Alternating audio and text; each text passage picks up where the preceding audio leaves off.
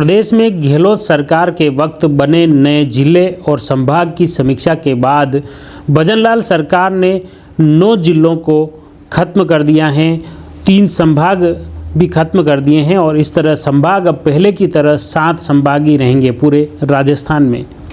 इसके अलावा कैबिनेट बैठक में कई निर्णय लिए गए जो प्रदेश के विभिन्न विकास कार्यों की देखें, जिलों के गठन की बात करें, कई तरह के विकास कार्यों का भी इसमें ऐलान किया गया। मुख्य रूप से सरकार द्वारा 9 जिलों और 3 संभागों को भजनलाल सरकार ने निरस्त कर दिया है। इसकी अलग विशेष कमेटी द्वारा समीक्षा की गई थी और समीक्षा के तहत अब यह निर्णय लिया गया है। दूदू, केकड़ी, शाहपुरा, नीम का थाना, गंगापुर सिटी, जयपुर ग्रामीण, जोधपुर ग्रामीण, अनूपगढ़ और सांचौर जिलों को निरस्त कर दिया है। वहीं बालोतरा, ब्यावर, डीग, डिडवाना, कोटपुतली, बहरोड, खेरतल, तिजारा, फलोदी और सलुम्बर जिले यथावत बने रहेंगे। इसके साथ ही पाली, सिक्कर, बांसवाड़ा संभाग को खत्म कर दिया है। राजस्थान में 50 जिले थे। सरकार के इस फैसले के बाद अब 41 जिले रह गए हैं, जबकि संभाग जो 10 थे अब 7 रह जाएंगे। मंत्री लेवल कमेटी ने इसकी रिपोर्ट सौंपी थी। मंत्रियों की कमेटी ने बी ललित पंवार कमेटी की सिफारिश को आधार बनाकर मापदंडों पर खरा नहीं उतरने पर जिले कैंसिल करने की सिफारिश की थी। इसे कैबिनेट ने मंजूरी दे दी और जनगणना को देखते हुए 31 दिसंबर से पहले यह फैसला करना अनिवार्य था और इसी के तहत आज बैठक हुई। बैठक में यह महत्वपूर्ण निर्णय लिए गए। मुख्य रूप से जो निरस्त किए हैं उन जिलों की वापस अगर बात करते हैं तो जयपुर ग्रामीण और दूदू, केकड़ी, शाहपुरा, गंगापुर सिटी, जोधपुर ग्रामीण, अनूपगढ़ और सांचौर, इन जिलों को खत्म किया है। इसके अलावा खास तौर से जो ये ज़िले समायोजित किए गए हैं उनकी अगर बात करें तो जयपुर ग्रामीण और दूदू को वापस जयपुर ज़िले में मिला दिया है। इसके अलावा केकड़ी और को अजमेर ज़िले में समाहित किया गया है। शाहपुरा को वापस भीलवाड़ा ज़िले में समाहित किया है। तो गंगापुर सिटी को सवाई माधोपुर में, जोधपुर ग्रामीण को जोधपुर में, अनूपगढ़ को श्री गंगानगर में और सांचौर को जालोर ज़िले में समायोजित कर दिया है। इसी तरह अगर संभागों की स्थिति देखें तो उसमें भी मुख्य रूप से जो पहले 10 संभाग थे उन्हें वापस घटाकर 7 संभाग कर दिए थे। आपको बता दें कि पहले भी 7 संभाग ही थे और उसे वापस यथावत कर दिया गया है। इस तरह अगर बात करें जयपुर संभाग की तो उसमें मुख्य रूप से जयपुर, दौसा, अलवर, सीकर, झुंझुनू, कोटपुतली, बहरोड, खेरतल, तिजारा को शामिल किया गया है। इसी तरह जोधपुर संभाग में जोधपुर, पाली, जैसलमेर, बाड़मेर, जालोर, सिरोही, फलोदी और बालोतरा को शामिल किया है।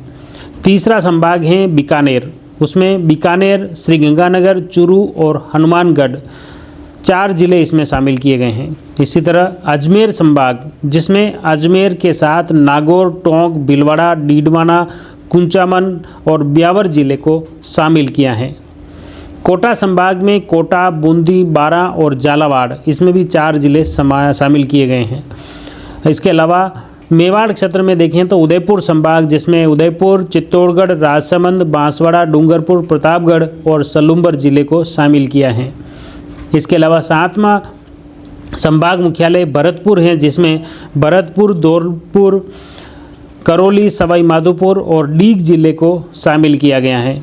इस तरह यह नया गठन कैबिनेट ने मंजूरी दे दी है और इसके तहत यह आदेश पारित कर दिया गया है।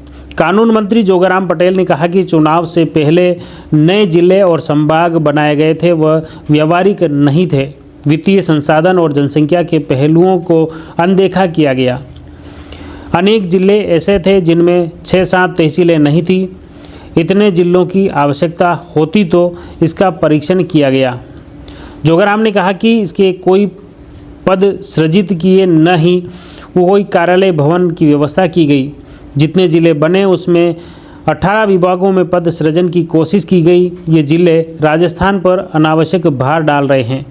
रिव्यू के लिए बनी कमेटी ने पाया कि इन जिलों की उपयोगिता ही नहीं है, इसलिए इन जिलों को खत्म कर दिया गया। दूसरी तरफ अगर विपक्ष जो कांग्रेस के प्रदेशाध्यक्ष गोविंद सिंह डोटासरा हैं, उन्होंने इस पर प्रतिक्रिया दी है। उन्होंने कहा कि कांग्रेस ने सरकार पर निशाना साधा है और उन्होंने स्पष्ट तौर पर कहा है कि सरकार ने बिना सोचे समझे ये फैसला किया है। जिले खत्म करने के खिलाफ 1 जनवरी से पूरे प्रदेश में आंदोलन किया जाएगा। या तो सरकार को जिले फिर बनाने पड़ेंगे, नहीं तो इन इलाकों में भाजपा को चुनाव के लिए उम्मीदवार नहीं मिलेगा।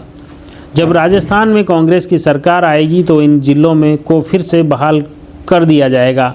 गोविंद सिंह डोटासरा ने कहा कि अभी बिना सोचे समझे प्रदेश की भजन लाल सरकार ने जो निर्णय लिया है वह जनता के विरुद्ध हैं और आने वाले समय में फिर से प्रदेश में कांग्रेस की सरकार आएगी तो फिर से इन जिलों को बहाल कर दिया जाएगा।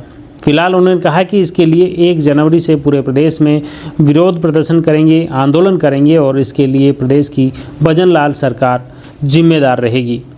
आप इस पूरे मामले को लेकर क्या कुछ सोचते हैं? क्या अभी जो निर्णय लिए हैं मुख्यमंत्री भजन लाल सरकार और कैबिनेट ने, उस निर्णय को लेकर आप क्या सोचते हैं? अपनी प्रतिक्रिया कमेंट बॉक्स में ज़रूर लिखिए। और साथ ही तो हमारी स्वतंत्र पत्रकारिता पसंद है, आपको यह वीडियो अच्छा लगा तो आप ये YouTube की ओर से उपलब्ध करवाए गए थैंक्स बटन को दबाकर आप हमारे हाथ आर्थिक रूप से मजबूत कर सकते हैं। और इसी तरह अपडेट वीडियो के लिए हमारे जयवर्धन न्यूज़ चैनल को ज़रूर सब्सक्राइब करें। धन्यवाद।